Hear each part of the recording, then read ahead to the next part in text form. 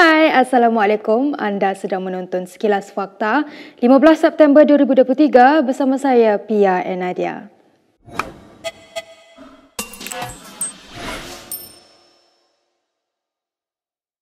Perdana Menteri Anwar Ibrahim tidak menolak kemungkinan untuk memberi penjelasan berhubung keputusan melepaskan tanpa membebaskan DNAA Ahmad Zahid Hamidi di Parlimen.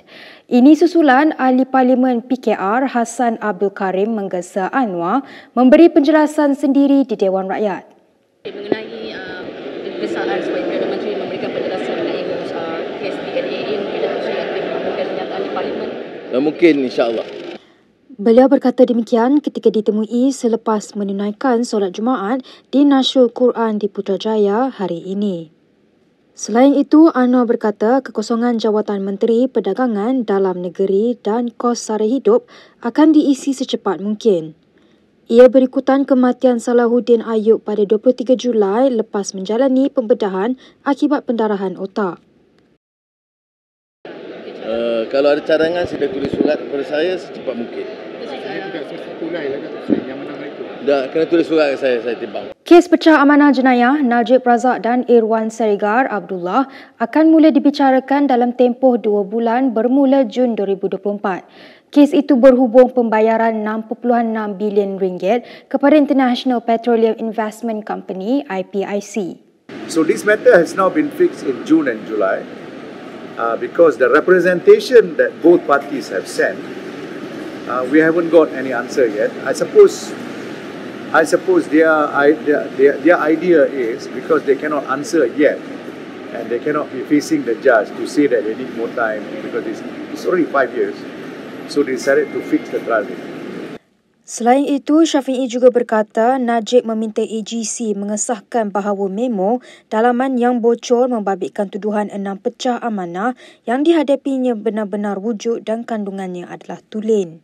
Memo setebal 12 muka surat yang tersebar di media sosial itu menyatakan penilaian mendapati bukti dalam kes terbabit sangat tidak mencukupi untuk membuktikan wujudnya kes prima facie.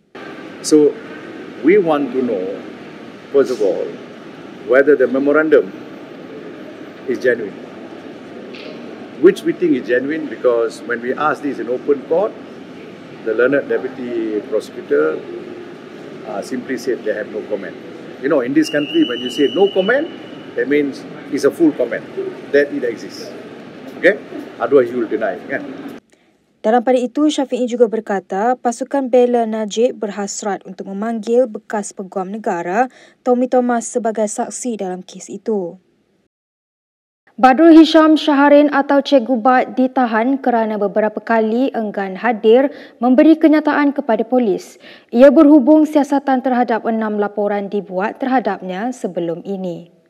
Pengarah Jabatan Siasatan Jenayah Bukit Aman, Syuhaili Zain berkata, antara siasatan terhadap Badrul termasuk berkait isu ambalat, pendedahan harta dimiliki Anwar Ibrahim dan kes kebocoran dokumen sebuah jabatan kerajaan. Bercakap pada sidang media di IPD Dawangi semalam, katanya Badrul juga disiasat berkaitan kenyataannya yang mempersoalkan kerajaan dalam menangani isu berkaitan kaum, agama dan raja 3R. Kita telah cuba memanggil beliau beberapa kali untuk datang memberi kerjasama untuk rakaman percakapan, tetapi beliau gagal. Malah kita telah pun mengambil tindakan untuk mengemukakan notis di bawah Seksyen 111 Kanun Prosedur Jenayah. Beliau menerima notis tersebut dan menandatangani notis tersebut, namun menyatakan keengganan beliau untuk datang ataupun hadir ke balai, mana-mana balai yang berdekatan untuk dirakamkan percakapan beliau. Justru itu, pihak saya tidak mempunyai pilihan lain selain daripada memohon waran. Syuhaili menegaskan tangkapan Badrul tiada kaitan dengan penganjuran perhimpunan Sabtu ini. Terdahulu, pemuda PN mengumumkan Perhimpunan Selamatkan Malaysia akan diadakan Sabtu ini bagi membantah keputusan melepas tanpa membebaskan DNAA Zahid Hamidi daripada tuduhan rasuah.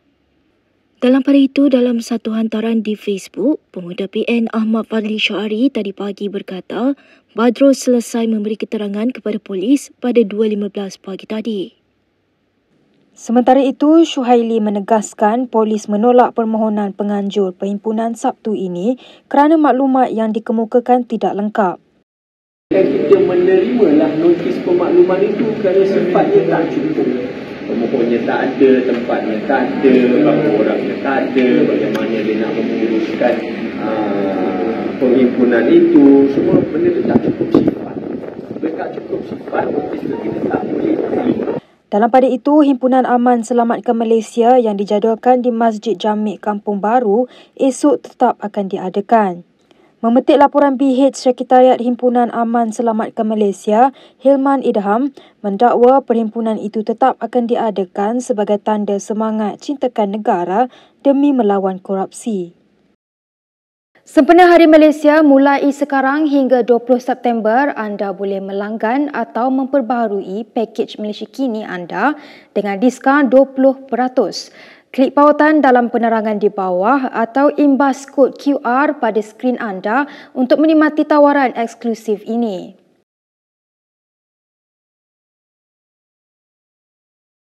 Kita sering mengalami masalah kekurangan nutrisi penting dalam badan. Chisure, minuman pertama produk buatan Malaysia yang bernutrisi lengkap dan berasaskan tumbuhan, meningkatkan sistem imunisasi dan meningkatkan daya serta kekuatan tubuh badan.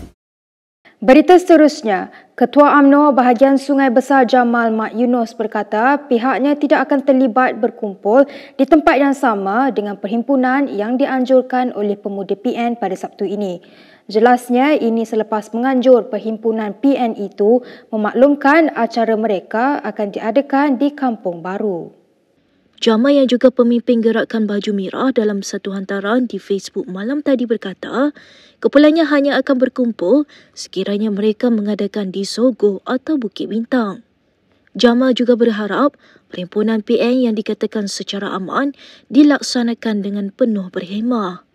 Perhimpunan di Ibu Negara Sabtu ini pada awalnya dikatakan bagi membantah keputusan Timbalan Perdana Menteri Ahmad Zahid Hamidi dilepas tanpa dibebaskan di NAA daripada pertuduhan di mahkamah.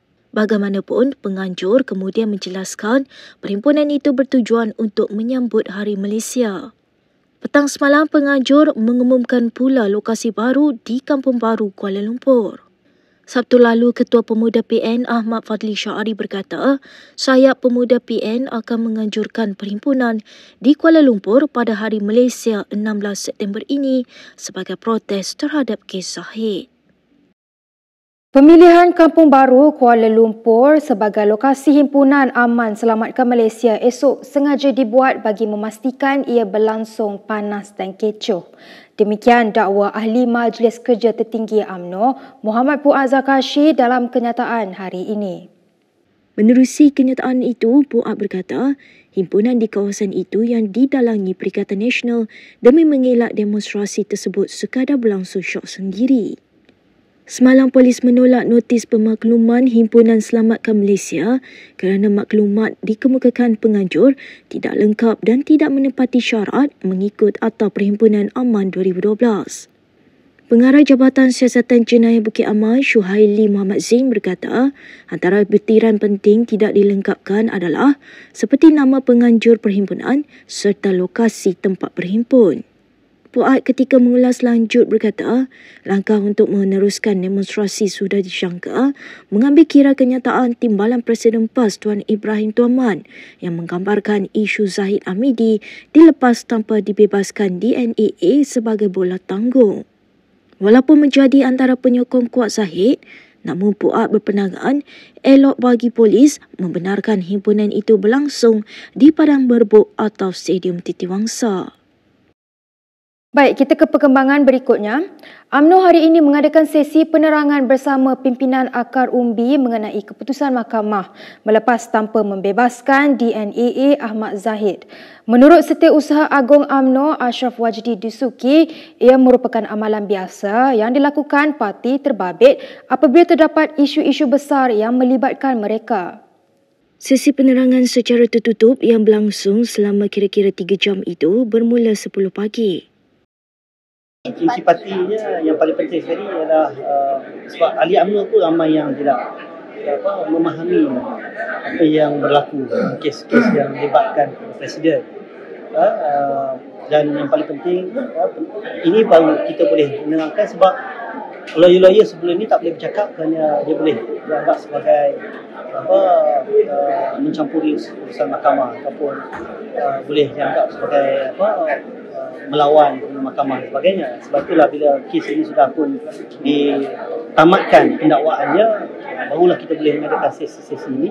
Bukan tidak ada puas hati dia undi kerana yang datang ni adalah penerangan. Ini adalah amalan biasa dalam UMNO.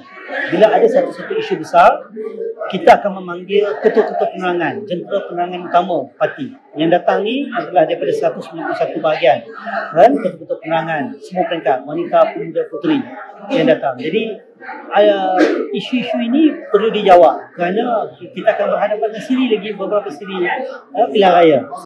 Beliau berkata demikian kepada pemberita selepas selesai sesi penerangan itu di Pusat Dagangan Dunia Kuala Lumpur hari ini. Seorang ahli politik kanan dari Sabah mendakwa PAS kini dalam usaha menjadikan Dr. Mahathir Mohamad menjadi ketua sebenar PN. Bekas Ketua Menteri Sabah Saleh Said Keruak malah melihat PAS mengambil tindakan tersebut tanpa melibatkan Bersatu. Semalam, Menteri Besar Terengganu Ahmad Samsuri Mokhtar berkata 4 negeri yang dikuasai PN menjalin kerjasama dengan Dr. Mahathir yang dikenali sebagai State Government 4 atau SG4. Mungkin melatih sebagai penasihat PN. Itu yang penting pada peringkat ini ialah kita mendapatkan nasihat-nasihat dia secara tidak rasmi dahulu dan apa yang akan kita laksanakan selepas pada ini kita akan tengoklah keperluan itu. Awal September lalu, Presiden PAS Abdul Hadi Awang bersama 4 menteri besar negeri terbabit menemui Mahathir namun tidak banyak butiran yang didedahkan. Dalam satu kenyataan, Saleh yang pernah menjadi pengerusi UMNO Sabah berkata dia melihat perkembangan berkenaan sebagai langkah bijak yang diambil Mahathir dan pada masa yang sama mengehadkan kuasa Muhyiddin. Baik, berikut beberapa lagi ringkasan berita untuk hari ini.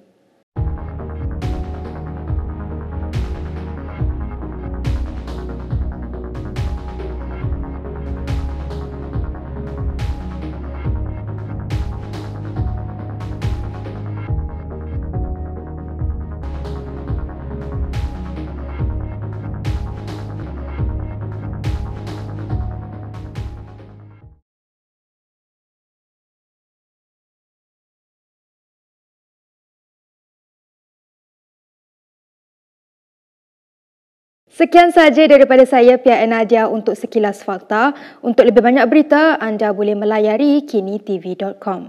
Anda juga boleh mengikuti kami di Instagram, Twitter, YouTube dan Facebook. Salam hormat dan selamat berhujung minggu.